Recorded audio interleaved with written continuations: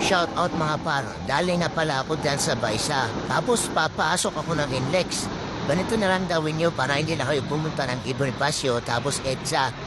Pag kumaliwa ka doon, yun yung paputang Bonifacio. Kaya dito tayo sa kanan, sa may lalim tayo dadahan. Ayan na. Nandito guys, medyo minsan masikip, medyo maluwab. Kaya dandahan lang tayo dito. Diyan sa may nakikita niyo sa kaliwa, diyan tayo liliko. Kakaliwa tayo dyan. Ayan, kakaliwa. Ginagawa ito ng iba guys eh. Pero ako, sumunod lang din ako. Charat, gaya tayo eh. Yan. Dito, diretso lang tayo sa may unahan pa. Ayan, diretso lang, diretso.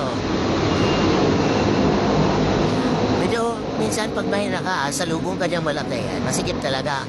Pero okay lang, at least hindi na tayo mapapalayo pa. Ayan. Diretso pa. May counterflow pa sa atin. Ayan, nakikita nyo na may bakod na dilaw guys. Diyan tayo papasok. Ayan.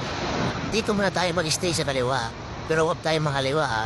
Dito muna tayo. Yung pumasok na trailer truck, yun, endless na yung pinasukan niya. Dito muna tayo, maghihintay tayo na kung kailan tayo pwede pumasok yung bakante na. Kasi pag sumingit tayo, alam niyo naman yung Filipino driver, hindi nagbibigay yan. Kaya hintayin natin maubos yung mga sasakyan na yan. Ayun sa itaas, yun yung Skyway Stage 3. Ayan, libre na. Papasok na tayo guys. Kakana na tayo. Yan. Yung mga ikasada dyan, yan. O yan. Bawal pala pumasok dyan yung motor na Milo 200cc. Ayan, endless na yan guys. O diba, hindi na tayo napalayo. Mabilis na yung biyahe natin.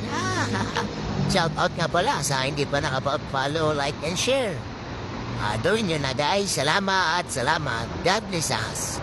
Always. Bye-bye.